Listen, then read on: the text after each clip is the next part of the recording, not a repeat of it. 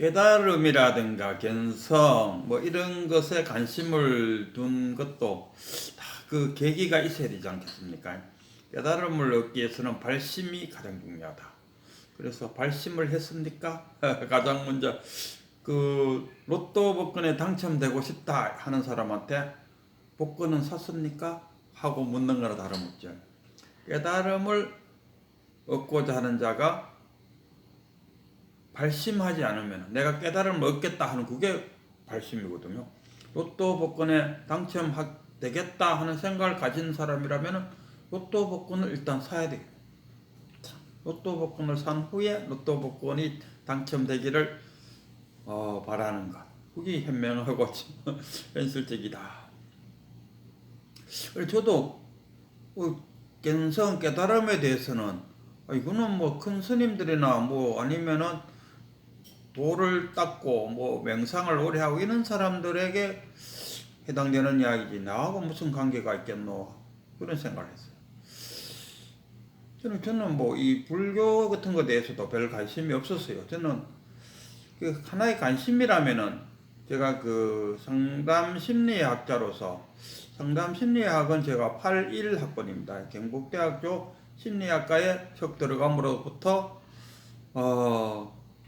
그 81년도부터 지금까지 상담 심리학에 대한 관심을 놓고 있지 않는 걸로 봐서 뭐 남들이 인정하든 안 하든 저 스스로 상담 심리학자다 하고 제 스스로 표현을 하는데, 그리고 어느 날 그 이제 공직 생활을 이제 명예퇴직하고 식당을 하나 운영하고 있는데 그 봉사활동을 하면서 알게 된 어떤 분이 한 5명 정도를 우리 식당에 데리고 왔더라고요. 장사도 잘 안 되고 하니까 아마 몇 상이나 올려줄까 싶어서 아마 이 친구가 데리고 온 것 같아요. 근데 그 중에 한 그 지인이 내보고 불교대학교에 입학하시오 그러더라고요. 불교대학교라는 걸 먼저 가면 한국에 그 무일 우학 스님이 만든 그 불교대학이 있어요. 그래갖고 막상 가보니까 아마 이 포교 활동을 하는데 한 사람을 포교하거나 뭐 이러면은 그 선물이 있어요. 선물이 괜찮아요. 그 무일선원에서 만든 도자기도 주고 뭐 또 무일 스님이 직접 선 자기가 그 천일 기도하면서 머리를 깎지 않았는데 그 깎지 않은 머리를 잘라갖고 그것을 붓으로 만들었다 하더라고요. 그 붓으로 만든 글자를 그 선물 주기도 하고, 그렇고 포교 활동을 하면 선물이 꽤 괜찮았어요. 그래서 어쨌든 간에 내가 그 사람의 포교의 대상이 되었다. 그래서 저도 갔지요. 근데 무일 그 한국 불교대학교 갔더니만 저는 뭐 이렇게 대학교 가면은 뭐 이렇게 한 십여 명이나 이렇게 앉아 있는 줄 알았더니만 그 넓은 강당에 1000명도 넘는 그 참 교육생들이 있더라 이런 이야기입니다. 너무 놀랐어요. 그 규모에 그렇게 많은 신자들이 어떤 큰 절에 가도 볼 수 없는 그런 많은 학생들이 모여 있더라 이런 이야기입니다. 그래서 신심이 났다 카나 신심이 났어요. 그래갖고 이제 열심히 이제 공부를 했어요. 그래갖고 이제 불교대학교를 2년간 수료를 했죠.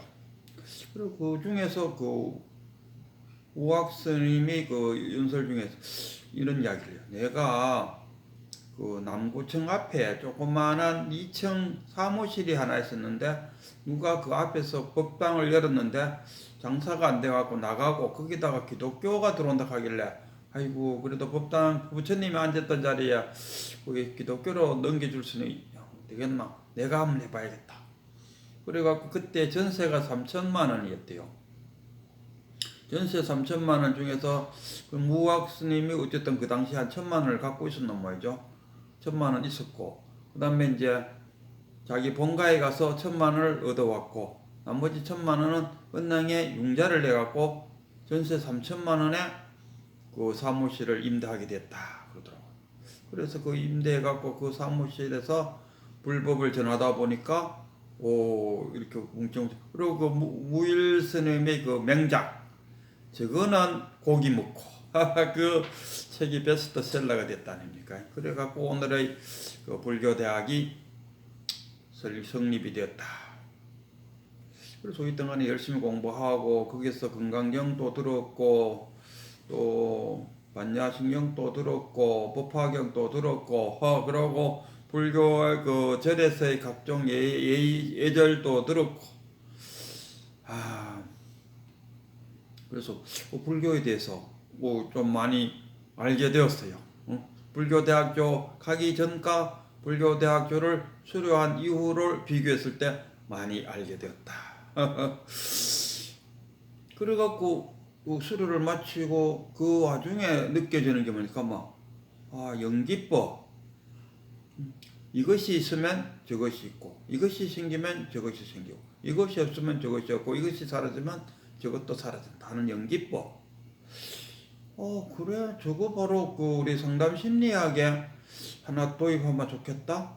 저는 그 상담 심리학을 공부하면서 좀 아쉬웠던 게 늘상 그 미국에서 만들어진 상담 이론을 들고 공부를 하는데 뭔가 좀 부족했어요. 그리고 로저스 같은 그 인간 중심적 기법도 중국에 유학 가서 중국에서 무슨 유학이 아니고 그때 무슨 세미나가 있었는 말이야. 거기 가서 더 뭔가 깨쳐갖고 와서 이론을 만들었다. 그러면 이 동양의 사상을 받아들여서 서양에서 그하고 보니까 생각나는 게 우리 그 상담 심리학 공부하시던 그때 박사과정 이런 분들이 미국에 그 상담 이론을 공부하러 갔더니만 그 당시가 보통 한 60, 70년대 아니겠습니까? 가니까 그 미국 애들은 앉아갖고 동양 심리학을 공부하고 있더라 이런 이야기입니다. 동양 사람들은 서양에 가서 서양 심리학을 배우러 갔더니만 서양 사람들은 동양 심리학을 공부하고 있더라. 그래 충격을 받았다 이러더라고요. 그래서 나도 그런 저런 이야기를 딱 종합해 볼 때 연기법 상담 이론, 연기법 상담, 연기법 이것을 모든 것이 연달아 일어났다. 연달아 연자에다 일어날 기자. 그래서 연기법이잖아요. 그리고 우리 유튜브 제목도 저는 연기법 상담가 견성이라고 적은 이유가 그겁니다. 그래서 그 연기법 이것을 상담에 우리 그렇잖아. 아침에 만약에 화가 났다. 그럼 왜 화가 났느냐? 그 이유가 있을 거 아닙니까? 그 부처님은 그걸 갖다 고진멸도, 사성제의 고진멸도와 팔정도를 만들었다 아닙니까? 그 괴로움은 어떤 것들이 있느냐? 왜 그런 괴로움이 생긴 원인이 뭐냐? 그럼 어떻게 치료할 것이냐? 그럼 그렇게 어떻게 치료할 것인가 나왔으면은 그렇게 고진멸도, 활정도를 이용해서 괴로움을 없애면 된다. 아주 우리 그 상담 심리학의 원조가 부처님이죠. 상담 심리학의 원조가 부처님입니다. 현대 상담 심리학의 할아버지 하면은 프로이드가 되겠죠. 프로이드가 우리 현대 상담 심리학의 할아버지. 그 다음에 아버지쯤 되는 사람은 행동주의에서 이름을 날린 사람들을 우리가 아버지라 불러도 되고 그 이후에 할아버지 밑에 자손들을 아버지라 불러도 되겠죠. 아들러니 류웅이니 또 그 프로이드 밑에 쫙 나온다 아닙니까? 그 사람들을 아버지라 불러도 되고 어쨌든 간에 연기법 상담이라는 이론을 만들면 좋겠다. 그래서 이제 그 기존의 상담 이론에 맞춰서 연기법 상담 이론을 쫙 이제 하나 만들었어요. 쉽게 말하면 우리 길 가다 보면 아파트를 짓는데 만약 20층이나 30층 아파트를 보면은 껍데기는 다 지났다 아닙니까? 이제 다 짓고 이제 안에 알맹이만 채우면 되는 그런 상태야. 저도 그 정도의 연기법 상담 이론을 이제 만들었어요. 안을 가득 채우려고 하다 보니까 뭔가 부족해요. 또 이런 생각도 떠올랐어요. 그때 그 부처님이 돌아가시고 그 집회를 열었는데 그 가섭이가 이제 부처님의 일대 제자가 됐죠. 그 다음에 이제 아난인데 그래갖고 그 집회를 열었는데 아난이 거기 집회에 참가하니까 가섭이가 그랬어요. 아니 이 병든 여우가 호랑이 굴에서 어슬렁거리지 말고 얼른 나가거라 그랬어요. 그게 무슨 이야기인가 하면 아난이 그 당시에 깨닫지를 못하고 그 집회에 참가했다는 거예요. 그러니까 아난이 쫓겨났어요. 쫓겨나서 홀로 깨달음을 얻기 위해서 뭐 수행을 해갖고 깨쳐갖고 다시 그 집회에 참여했다 이런 이야기 아닙니까? 아 그러면 나도 연기법 상담을 만드는 데 있어서 이 깨닫고 나서 연기법 상담을 만들면은 더 잘 만들지 않겠느냐 이 생각이 탁 들었어요. 그래서 나도 깨달아야겠다. 그때 드디어 이제 나도 쉽게 말하면 발심이 일어났어요. 깨닫겠다. 근데 나도 뭐 깨닫겠다는 그 마음은 있는데 과연 내가 깨달을 수 있을까? 조금 완전한 발심이 못 돼서 그냥 깨달았으면 좋겠다 하나의 어떤 바람이었을 정도인데 그래갖고 이제 유튜브에 깨달음에 관련되는 이야기들 그 스님들이 염 뿌리고 책이고 이런 거 건강경 강의 이런 거는 별 관심이 없었어요. 별 관심이 없고 깨달음에 대해서 깨침 이런 데 강의하는 데 대해서는 열심히 들었어요. 막 여기도 듣고 저기도 듣고 막 그러다가 그 울산에 있는 행복 아침선인가요? 그 해암 선생. 그 당시에는 해암 선생이 유튜브를 시작했어요. 한 10회 정도 했을라나? 10회도 안 했을, 그 당시였어요. 그래갖고 유튜브를 하는데 자기 본가에 가서 하기도 하고 진짜 따끈따끈한 시절이었죠. 근데 그 내용을 들어보니까, 자기도 그 깨달음을 얻기 위해서 정말 많은 수행을 했더라고요. 맨발로인가 운동하신 건가 전국을 한 바퀴 돌기도 하고 시간만 하면 배낭 여행을 베트남, 인도 이런 데 다 돌아다녔다 하면서 그리고 정말 절박한 마음에 자신의 똥도 찍어갖고 먹어봤다 이러더라고. 그런데 어느 날 더 깨쳤어요. 더 깨치고 나니까 깨치고 나서 와닿는 느낌이 이것뿐인가 하는 어떤 깨달음에 대한 어떤 자기가 갖고 있던 우리가 보통 그렇지 않습니까? 깨치면은 그 오한과 육신통이 생길 거라는 믿음이 있지 않습니까?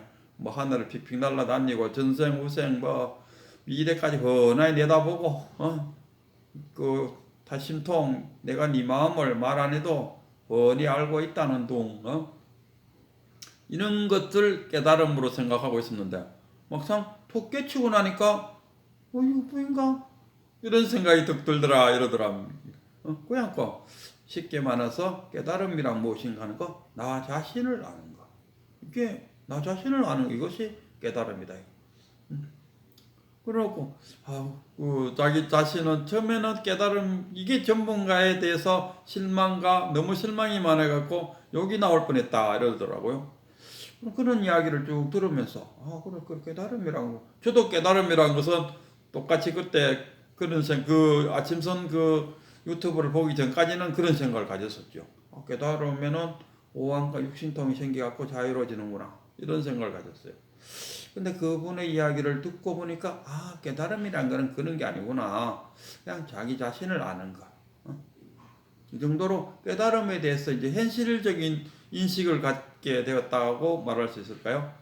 그러고 있다가 이제 또 계속 그 어떤 깨달음을 이제 진짜로 그분의 그 유튜브를 본 딱 그 이후에 떠오르는 생각이 그분이 이기는 이야기를 잘해요. 나같이 어리한 놈도 깨달았는데 여러분도 깨달으려고 마음만 먹으면 다 깨칠 수 있어요. 이러더라고요. 그래? 그럼 나도 깨칠 수 있는가 보다. 그것부터 정말 완전한 발심이 일어났어요. 나도 깨칠 수 있다. 나도 깨달아야겠다. 그래서 깨달은 이후에 연기법 상담을 정말 쉽게 하나 만들어내겠다 하는 뭐라 해야 되나? 발언이 생겼다 해야 되나? 그래갖고 이제 쫙 보고 있는데, 백운 스님이 유튜브 상에 이런 이야기를 해요. 공부의 시작은 깨달음이다. 깨닫고 싶으면은 나와 독대를 해서 먼저 깨닫고 나서 나의 설법을 들으시오. 이러더라고요. 그러면 나는 이제 드디어 신물을 딱 발견해요. 이분하고 독대를 하면 깨칠 수 있구나. 이 생각이 들었어요. 어디 있냐 하면 저 경주의 남산을 바라보면서 서쪽 편에 보면은 백운동이 있어. 백운동. 그 길이 백운로더라고요. 그 백운로를 쭉 따라 끈티미까지 올라오면 백운암이 있어요. 그 백운암에 백운 스님이 계신다. 지금 연설에는 얼마 전에 저작년인가 70 생일을 했으니까 지금은 한 70세이나 한 이쯤 안 됐겠나 싶어요. 그래서 유튜브를 이제 그분 또 유튜브를 아마 오래전부터 많이 했더라고요. 그 아마 제자들이 이제 다 올려주고 이랬는 것 같은데. 그래서 그 일단은 그 백운스님이 올리는 유튜브를 쫙 봤어요. 다 들었어요. 그야말로 거기도 깨달음에 관련되는 이야기만 유튜브에 올려놨어요. 그래서 전화를 했죠. 아, 백운스님을 만나보고 싶다. 그래서 독대를 하고 싶다 하니까 전화를 받은 분이 아마 보살님 같아요. 그 절살림을 운영하는 보살님 같았어요. 그래서 그 백운스님하고 저하고 연결을 해주더라고요. 그래서 이제 날짜가 잡혔어요. 한 2주 후에 만나기로 이제 약속을 잡았어요. 그 2주 동안 더 열심히 이제 백운스님의 강의를 쫙 거의 다 그 인터넷상에 올려놓은 거는 막 다 들었을 정도로 그럼 저는 무슨 생각을 했나 하면은 이번에 그 백운스님과 독대를 해갖고 단번에 깨치지 못하면은 나는 또 다른 어떤 스님을 만나고 깨친다고 해봤자 못 깨칠 것이라는 어떤 그런 생각이 들더라고. 그래서 이번 한 번으로 나는 깨달을 것이다 하는 그런 생각을 간절했어요. 그래갖고 10시 그때 3시에 만나기로 했어요. 그래갖고 저희는 혹시 또 점심 손님은 들어오면 안 된다 싶어서 아예 10시에 밥을 먹고 경주로 출발했어요.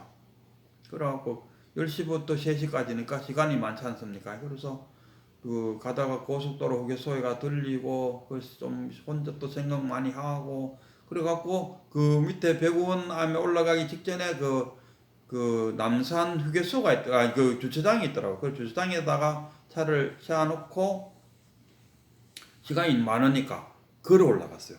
꽤 오래 걸립니다. 걸어 올라가면 1시간 반 정도? 그래서 시간을 보니까 걸어가면은 3시까지 시간을 은가히 맞췄겠더라고요. 그래서 이제 차를 그 주차시켜 놓고 털레 그 선물 한 개, 그 책에 보니까 큰 스님 같은 만나러 갈 때는 꼭 선물이 있어야 된다 하더라고요. 그리고 조주 선생도 그랬어요. 아이고 갑자기 오다 보니까 선물을 못 가져왔습니다 하니까 조주 선생가 괜찮네 그만 내려놓게 하니까 아니야 선물 안 갖고 왔는데 뭘 내려놔란 말입니까 하니까 그래 그럼 들고 돌아가게 이렇다 하는 말에 다 깨쳤다니까 안 갖고 왔다는 그 생각 그걸 내려놓으라는 이야기인데 이 사람은 그걸 못 느꼈죠. 그러니까 우리가 늘 사는 게 항상 유물론적으로 생각한다니까 불교는 유물론이 아니고 유심론이다 이런 이야기를 하면 그래서 어쨌든 간에 털레 올라갔다가 이제 백운스님을 턱 만났어요. 처음에는 백운스님 거기 절에 있는 주지 보살님 이렇게 앉아갖고 이런저런 이야기를 나눴어요. 그 지금식으로 말하자면 프리토킹 4명이 앉아 이런저런 담화를 했어요. 그럼 이야기해도 거의 큰 스님이 나한테 질문하고 나는 그냥 큰 스님의 질문에 답하는 정도. 그러니까 사전 테스트를 한 느낌이었어요. 지금 생각해보니까 사전 테스트. 그리고 큰 스님이 뭘 생각했나 하면 이놈이 때가 묻었나 내가 똑바로 가르쳐주면 이놈이 깨칠 놈인가 아닌가를 이래저래 한번 실험을 해보시지 않았겠나 싶었어요. 그러니까 그 스님이 하는 말 아이고 이 참 유치원생보다도 못한 놈이었구나. 넘겠다 이렇게 또 말도 하는 유치원 선생보다도 못한 사람이었네 이러더라고요. 그러고 그렇지 나는 내가 아는 거라고는 그 불교대학교 2년 다니는 거 외에는 불교에 대해서는 전혀 모르니까. 그러더니만 6시 되니까 그 저녁 공양이라 하더라고. 저녁밥 먹고 이제 스님하고 둘이서 독대하자 하더라고. 그리고 같이 밥 먹으러 가자 하더라고. 근데 나는 이 어떤 벅찬 감격에 드디어 나는 깨칠 수 있다는 어떤 그런 벅찬 깨치지 못한다는 생각은 거의 안 해봤어요. 깨칠 수 있게 되는구나.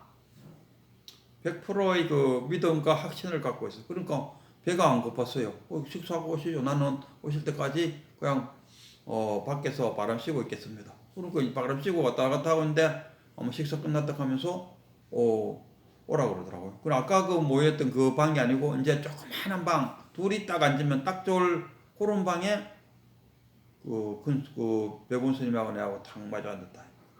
그래서 이런저런 이야기를 쫙 하는 와중에 이제 스님 이제 그만 이야기도 알아들었어요. 그래서 우리 그 큰 스님이 아이고 이제 그 뺑아리 한 마리가 태어났구나 이래요.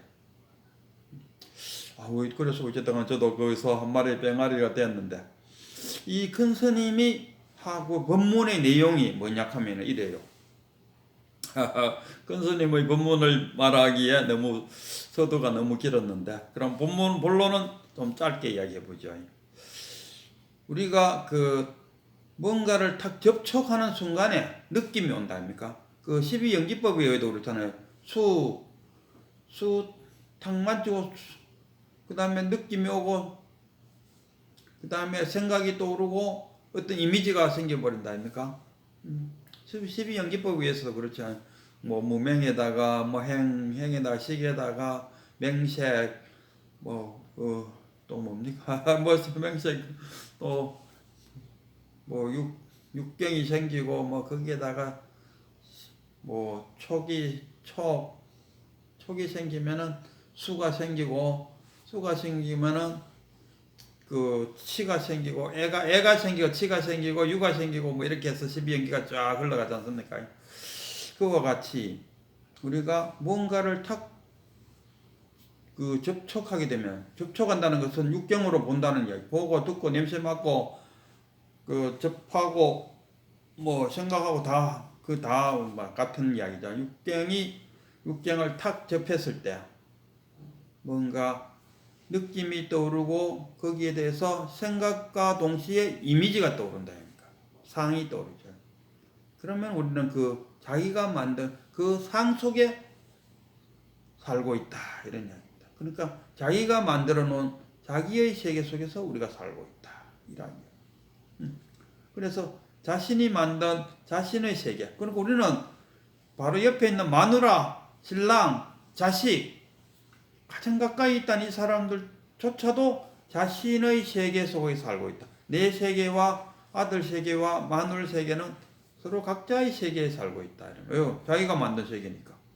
수와 접촉과 생각과 이미지가 떠올라서 그 이미지 속에서 살고 있으니까 우리 모두는 각자의 세계에서 살고 있다. 이게 뭐냐 이거라. 이게 현상이라. 이 실제 삶은 아니다. 이게 어떻게 보면 꿈이라. 우리가 깨어나라. 우리가 깨치다. 깨치다. 그러니까 또 생각나는 게 또 신이 자기 승찬인가요? 가서 스님 도가 무엇입니까? 하고 물으니까 승찬이가 그럼 자네는 그러면 뭐라고 생각하는고? 그러니까 지가 고양이 밥을 먹었습니다. 하니까 그래? 그러면은 그래서 어떻게 되었는고? 하니까 그릇이 깨졌습니다. 깨졌다. 망상이 깨져. 번뇌망상이 깨지는 그 상태가 자기가 만들어 놓은 현상이 깨어졌는 거. 그게 깨달았다. 그러니까 쉽게 말하면 그 깨고 나면 뭐냐? 불지견으로 내 그 중생의 눈으로 세상을 보면은 아직 못 깨어나는 거, 갇혀 있는 거지. 우리가 지금 깨치지 못한 상태를 중생의 눈으로 이 세상을 보고 있으니까 산을 봐도 산은 산이요, 물은 물이다 했을 때 성철 스님이 말하는 산은 산이요, 내가 깨치지 못한 내가 바라보는 산은 산이요는 다른 산이 되겠죠. 그리 깨친 자가 바라보는 산은 불법으로 바라보는 산이고, 깨치지 못하는 사람이 바라보는 산은 자기의 중생의 생각으로 바라보는 산이라. 그래서 같은 산이라도 중생이 바라보는 산과 깨친 자가 바라보는 산은 다르다, 이런 이야기입니다. 그래서 우리는 우리 큰 스님의 이야기가 자기가 만들어 놓은 상에서 깨쳐 나와야 된다. 그 상을 깨쳐라. 그게 깨달음이다. 깨달아야지만이 이제 공부의 시작이다. 항해를 해나가는데 나침반도 없이 어디로 갈 것이냐?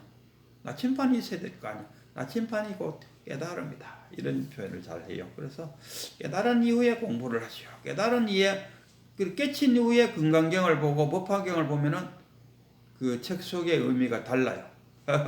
저도 깨닫기 전에 무문관 책을 봤는데, 그냥 지식으로 이해만 될 뿐이지 그 깊이를 알지를 못하겠더라고요. 그런데 깨친 이후에 보니까 그 무문관 48칙 전부 다가 하나의 손가락에 불과하구나. 이 손가락이다. 달을 가리키는 손가락이다. 쉽게 말하면 달에 도착하는 안내문에 불과하구나 하는 것을 알게 되더라. 이런 이야기입니다. 오늘 그 종록록에 드디어 이제 90책까지 올랐는데 90책의 주인공이 앙산입니다. 앙산은 그 선불교에서 리틀 부처, 아주 부처와 그 오세식으로 얘기하면 한동훈쯤 되는죠. 법률가의 그 법학자들 법의 세계에서 그 최고의 법무부 장관 한동훈으로 취급받듯이 아마 이 앙산도 그런 정도였어요. 그래서 앙산이 어느 날 꿈을 또 꿨는데 꿈속에 미륵전에 갔어요. 그럼 미륵 부처가 있는데 또 가니까 쑥도 가니까 그 천상에 있는 뭐 신선회를 이렇게 해야 되나 성자들을 이렇게 해야 되나 그거 쭉 앉아 있는데 둘째 자리에 또 비가 있더라고. 그리고 앙산이 아무 생각 없이 그 둘째 자리에 턱 앉았어요. 뭐 앉을 자리는 그거밖에 없으니까 턱 앉았더니만 어떤 성자가 일어나서 하는 소리가, 오늘의 법문은 둘째 자리에 앉은 분이 법문을 설해주겠습니다. 이랬더나. 그리고 앙산이 조금도 망설이지 않고 또 일어나고 백초를 또 쳤어요. 그냥 이게 종을 쳤죠. 내가 이제 강의를 하겠다는 의사표시가 되겠죠. 그래서 한마디 했죠. 그 대승불교는 대승의 불법은 그 사구를 여의고 백비를 끊었습니다. 이렇게 탁 알아들었습니까?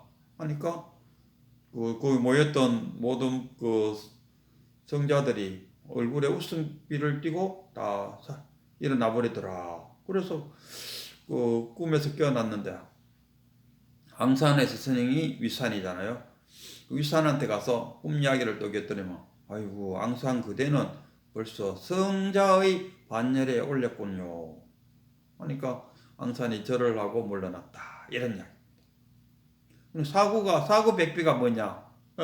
사구백비란 게 뭐 어렵게 말하면 이래요. 뭐 있다 없다, 있는 것도 아니고 없는 것도 아니고, 있다고 할 수도 없고 없다고 할 수도 없다. 이게 사구입니다.